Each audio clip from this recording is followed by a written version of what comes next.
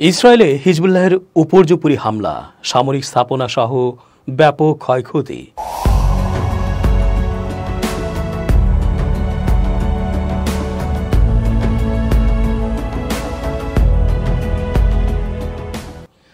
আসসালামু আলাইকুম প্রিয় দর্শক, আশা করছি ভালো আছেন। চেঞ্জ টিভির আন্তর্জাতিক চোখ অনুষ্ঠানে আমি এস.জি. রতন স্বাগত জানাচ্ছি আপনাদের সকলকে। গাজা ও লেবানন যুদ্ধ এক না শেষ হওয়া যুদ্ধে রূপ নিয়েছে। বোঝাই যাচ্ছে ইসরায়েলের চোখে যা কিছু সহজ সাবলীল তা আর সেরকম থাকছে না।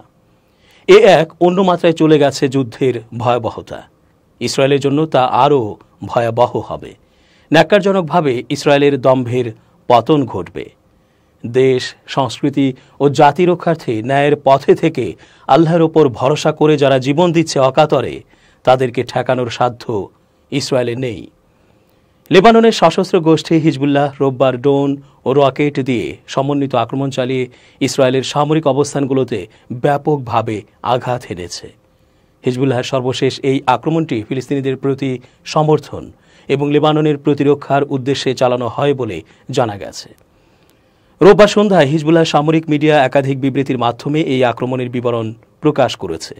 প্রথম আক্রমণ রোববার মধ্যরাতে শেবার কাছে হাসান গেটের পাশে একটি ইসরায়েলি সেনা সমাবেশে প্রথম রকেট হামলা চালানো হয়।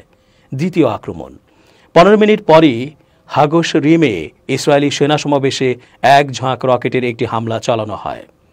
তৃতীয় আক্রমণ ভোর 3:30টায় হিজবুল্লাহ বাহিনী আয়তরউনের কাছে ইসরায়েলি সেনাদের একটি অনুপ্রবেশ প্রচেষ্টাকে প্রতিহত করে, যাতে ইসরায়েলি বাহিনীর ব্যাপক ক্ষয়ক্ষতি হয়। চতুর্থ আক্রমণ সকাল 9:15টায় কিরিয়াত শামেনায় ইসরায়েলি বসতি লক্ষ্য করে আবারও একটি রকেট স্যালভো চালানো হয়। পঞ্চম আক্রমণ সকাল 10:30টায় হাওলা ও মার্কাবার পূর্ব দিকে ইসরায়েলি বাহিনীর একটি সমাবেশকে লক্ষ্য করে রকেট হামলা চালানো হয়। ষষ্ঠ আক্রমণ সকাল 10:30 একটি ড্রোন স্কোয়াড্রন দ্বারা আভিভিম বসতির কাছে ইসরায়েলি বাহিনীর একটি সমাবেশে আকাশ থেকে আক্রমণ চালানো হয়।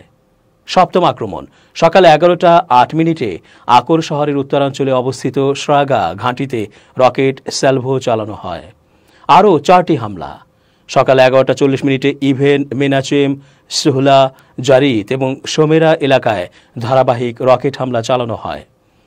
হিজবুল্লাহ জানিয়েছে এই হামলাগুলো উত্তরাঞ্চলের ইসরায়েলি শহর ও বসতিগুলোতে লক্ষ্য করে পরিচালিত হয়েছে। এর আগে ওই অঞ্চলের অধিবাসীদের দ্রুত সরে যেতে সতর্ক করা হয়েছে। এদিকে ইসরায়েলি কর্তৃপক্ষ নিশ্চিত করেছে যে কিছু ড্রোন ও রকেট তাদের সামরিক অবস্থানে আঘাত এনেছে। এই আক্রমণগুলো হিজবুল্লাহের প্রতিরোধ সংগ্রামের অংশ হিসেবে ইসরায়েলের বিরুদ্ধে তাদের শক্ত অবস্থানকেই তুলে ধরেছে। এদিকে গাজা এবং লেবাননে ইসরায়েলের চলমান আগ্রাসনের প্রেক্ষাপটে আরব এবং মুসলিম দেশগুলোর নেতারা সোমবার সৌদি আরবে একটি সম্মেলনে মিলিত হলেন। সৌদি প্রেস এজেন্সি এসপিএ রোববার এক বিবৃতিতে এ তথ্য জানিয়েছে। এসপিএ এর বিবৃতিতে বলা হয়েছে, ফিলিস্তিনি এবং লেবাননি ভূখণ্ডে বাড়তে থাকা সহিংসতা, বিশেষ করে ইসরায়েলের নৃশংস আগ্রাসন, আরব ও ইসলামিক নেতাদের জরুরি পদক্ষেপ নিতে বাধ্য করল। সম্মেলনটি গত বছরের নভেম্বরের আরব ইসলামিক সম্মেলনের পরবর্তী পদক্ষেপ হিসেবে অনুষ্ঠিত হল। সেই সম্মেলনে রিয়াদে গাজা সহ পুরো ফিলিস্তিন অঞ্চলের বিপজ্জনক ও অভূতপূর্ব পরিস্থিতি নিয়ে আলোচনা হয়েছিল। এসপিএ জানিয়েছে, এই পরিস্থিতি মোকাবেলায় আরব এবং ইসলামিক দেশগুলোর ঐক্যের প্রয়োজন। সোমবারের এই সম্মেলনে সৌদি আরব, জর্ডান, মিশর, কাতার, তুরস্ক, ইন্দোনেশিয়া, নাইজেরিয়া এবং ফিলিস্তিনের পররাষ্ট্রমন্ত্রীরা উপস্থিত থেকে বিস্তারিত আলোচনা করেছেন। এছাড়াও যোগ দিয়েছিলেন আরব লীগ এবং ইসলামিক সহযোগিতা সংস্থা ওআইসির মহাসচিবরাও। তারা গাজায় যুদ্ধ বন্ধ এবং স্থায়ী ও ব্যাপক শান্তি প্রতিষ্ঠায় অবিলম্বে আন্তর্জাতিক পদক্ষেপ নেওয়ার জন্য কাজ করার উদ্যোগ হাতে নিচ্ছেন। এ উপলক্ষে রোববার সৌদি রাষ্ট্র পরিচালিত সংবাদ মাধ্যম আল আখবারিয়া নাইজেরিয়ার প্রেসিডেন্ট বোলা তিনুবু এবং লেবাননের প্রধানমন্ত্রী নাজিব মেকাতির রিয়াদে পৌঁছানোর দৃশ্য ও অনুষ্ঠানমালা সম্প্রচার করেছে। গত শনিবার হামাসের কাছে জিম্মি আটকের 400তম দিন পূর্ণ হয়েছে। এদিন জিম্মি মুক্তি বিনিময় চুক্তি নিশ্চিত করার দাবিতে তীব্র বিক্ষোভ হয়েছে ইসরায়েলে। স্বজনদের দাবি, একমাত্র চুক্তি তাদের প্রিয়জনকে বাড়িতে ফিরিয়ে আনতে পারে। রোববার 10 নভেম্বর এক প্রতিবেদনে খবর দিয়েছে আল জাজিরা। গত বছরের অক্টোবরে হামাসের হামলায় ইসরায়েলি প্রতিরক্ষা ব্যবস্থা ভেঙে পড়ে। কয়েক ডজন বেসামরিক ও সৈন্যকে হত্যা ও বন্দী করে গাজায় নিয়ে যাওয়া হয়। এসব জিম্মিদের রাখা হয়েছে যেখানে এই অঞ্চলের চলমান সংঘর্ষ ও অবরোধের কারণে পরিস্থিতি আরও জটিল হয়েছে। জিম্মিদের মধ্যে অনেকে গাজায় ভয়ানক পরিস্থিতিতে রাখা হয়েছে বলে মনে করা হয়, যা হামাসের কর্মকাণ্ডের প্রতিক্রিয়ায় ইসরায়েলি বিমান হামলা এবং সামরিক অভিযান দ্বারা ব্যাপকভাবে প্রভাবিত হয়েছে। 400তম দিন জিম্মিদের পরিবারের জন্য হতাশার, আবেগেরও। অনেকেই কূটনৈতিক এবং সামরিক উপায়ে তাদের প্রিয়জনের মুক্তির পক্ষে কথা বলছেন। এই বিক্ষোভ থেকে পরিস্থিতি মোকাবেলায় সরকারের বিভিন্ন পদক্ষেপে হতাশা প্রকাশ করেছেন তারা। জিম্মি মুক্তি নিয়ে ইসরায়েলি সরকার অভ্যন্তরীণ এবং আন্তর্জাতিকভাবে উভয়ই চাপের মধ্যে রয়েছে। একদিকে বন্দি বিনিময়ের জন্য জনসাধারণের আহ্বান এবং অন্যদিকে এই ধরনের বিনিময় প্রক্রিয়ায় জটিল নিরাপত্তা এবং রাজনৈতিক প্রভাব মোকাবেলা করতে হচ্ছে বেনিয়ামিন নেতানিয়াহুকে। জাতিসংঘের সদস্যপদ থেকে ইসরায়েলকে বহিষ্কারের সময় এখনই বলে মন্তব্য করেছেন ইরানের আইন ও আন্তর্জাতিক বিষয়ক উপপররাষ্ট্রমন্ত্রী কাজেম গারিবাবাদি। রোববার তেহরানে অনুষ্ঠিত ইসলামিক সহযোগিতা সংস্থা ওআইসি ও আরব লীগের পররাষ্ট্রমন্ত্রীদের যৌথ বৈঠকে তিনি এ মন্তব্য করেন। সৌদি আরবকে এই বৈঠক আয়োজনের জন্য ধন্যবাদ জানিয়ে গারিবাবাদি বলেন, গাজা ও লেবাননের বর্তমান পরিস্থিতি মানবতার জন্য লজ্জার বিষয় হয়ে দাঁড়িয়েছে। তিনি উল্লেখ করেন যে ফিলিস্তিনের জনগণ 7 দশকের বেশি সময় ধরে অবিচার ও আগ্রাসনের শিকার হয়ে তাদের মৌলিক অধিকার থেকে বঞ্চিত। গারিবাবাদি আরও বলেন, ইসরায়েলের শত্রুতামূলক কার্যক্রম জাতিসংঘের নীতি ও বৈধতার বিরুদ্ধে। জাতিসংঘের সনদ ছিঁড়ে ফেলা, মহাসচিবকে অবাঞ্ছিত ঘোষণা করা, জাতিসংঘের কর্মীদের হত্যা এবং আন্তর্জাতিক আদালতের রায়কে উপেক্ষা করার মতো পদক্ষেপের কারণে জাতিসংঘের সনদ, বিশেষ করে 2 নম্বর ধারা লঙ্ঘিত হয়েছে। তাই ইসরায়েলকে জাতিসংঘ থেকে বহিষ্কার করার সময় এসেছে।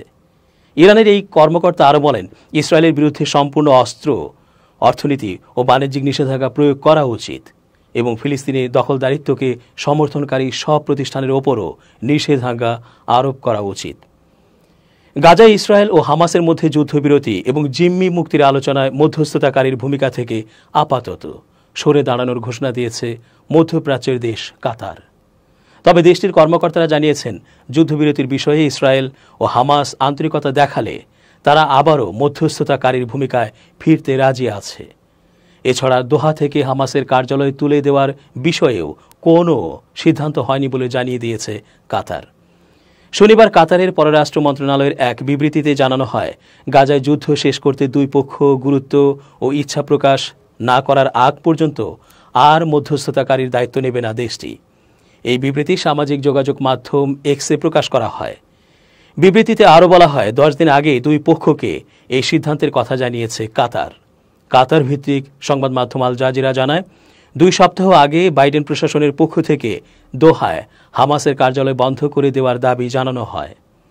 1 যুগ আগে 2012 সালে তৎকালীন মার্কিন প্রেসিডেন্ট বারাক ওবামা প্রশাসনের অনুরোধে রাজধানী দোহাতে হামাসকে রাজনৈতিক কার্যালয় স্থাপনের অনুমতি দিয়েছিল কাতার। শনিবার বেশ কয়েকটি সংবাদ মাধ্যমে খবর প্রকাশিত হয় যে গাজায় যুদ্ধবিরতির বিষয়ে চুক্তিতে অস্বীকৃতি জানানোর কারণে দোহায় সশস্ত্র গোষ্ঠীটির রাজনৈতিক কার্যালয় বন্ধ করে দেওয়ার বিষয়ে মার্কিন যুক্তরাষ্ট্রের সঙ্গে একমত পোষণ করেছে কাতার। এমন একটি সময় কাতার এই ঘোষণা দিল যখন সশস্ত্র গোষ্ঠী হামাসের বিরুদ্ধে গাজা যুদ্ধ অবসানের নতুন প্রস্তাব প্রত্যাখ্যান করার অভিযোগ তুলেছেন মার্কিন যুক্তরাষ্ট্রের ঊর্ধ্বতন কর্মকর্তারা। প্রস্তাব প্রত্যাখ্যান করায় কাতারে হামাসের প্রতিনিধিদের উপস্থিতি আর মেনে নেওয়া হবে না বলেও জানিয়ে দিয়েছেন তারা। তবে কাতারের পররাষ্ট্র মন্ত্রণালয়ের পক্ষ থেকে পাঠানো বিবৃতিতে অবশ্য জানানো হয়েছে, দোহায় হামাসের রাজনৈতিক কার্যালয় বন্ধের খবরটি সঠিক নয়। হামাসের পক্ষ থেকেও একই কথা জানানো হয়েছে। মধ্যপ্রাচ্যের গ্যাস সমৃদ্ধ দেশ কাতার মার্কিন যুক্তরাষ্ট্রের অন্যতম গুরুত্বপূর্ণ মিত্র দেশ। সেখানে একটি বড় মার্কিন বিমান ঘাঁটিও রয়েছে। ইরান, তালেবান, রাশিয়া সহ বিশ্ব রাজনীতির গুরুত্বপূর্ণ অনেক সূক্ষ্ম ইস্যুতে আলোচনা এবং সংলাপের ক্ষেত্রেও কাতারকে ভূমিকা পালন করতে দেখা গেছে। গাজা, ইসরায়েল ও হামাসের মধ্যে বছরব্যাপী যে যুদ্ধ চলছে সেটি থামানোর লক্ষ্যে মার্কিন যুক্তরাষ্ট্র ও মিশরের পাশাপাশি কাতারও মধ্যস্থতাকারীর ভূমিকা পালন করে আসছিল। যদিও দীর্ঘ আলোচনার পরও যুদ্ধবিরতির বিষয়ে ইসরায়েল ও হামাস এখনও একমত হতে পারেনি। এদিকে আলোচনা সফল না হলেও কাতারের সঙ্গে হামাসের সম্পর্কের কিছুটা পরিবর্তন লক্ষ্য করা যাচ্ছে। গত জুলাই মাসে হামাস নেতা ইসমাইল হানিয়া নিহত হওয়ার পর দোহায় 3 দিনের শোক সভা করেছিল ফিলিস্তিনের সশস্ত্র গোষ্ঠীটি। কিন্তু সম্প্রতি হামাসের আরেক নেতা ইয়াহিয়া সিনওয়ার নিহত হওয়ার পর দেখা যাচ্ছে দোহায় একটি ছোট হলে কেবল 2 ঘন্টার জন্য শোক সভা করতে পেরেছে তারা। গত বছরের শেষ দিকে ইসরায়েল ও হামাসের মধ্যে যুদ্ধ শুরু হওয়ার পর থেকেই যুদ্ধবিরতির বিষয়ে পক্ষ দুটির সঙ্গে আলোচনা চালিয়ে যাচ্ছে কাতার। সবশেষ গত অক্টোবরের মাঝামাঝি সময় এই বিষয়ে ইসরায়েল ও হামাসকে আলোচনা টেবিলে বসায় কাতার। কিন্তু সেখানে হামাস স্বল্পমেয়াদী যুদ্ধবিরতির প্রস্তাব প্রত্যাখ্যান করে। ফলে কাতারের দীর্ঘদিনের প্রচেষ্টা ব্যর্থ হয়। তবে যুদ্ধবিরতির আলোচনা যেন পুরোপুরি ভেস্তে না যায়, সেজন্য দোহায় হামাসের রাজনৈতিক কার্যালয়টি থাকছে বলে জানিয়েছে দেশটি। দর্শক, আজকের মতো শেষ করছি এখানেই। ধন্যবাদ।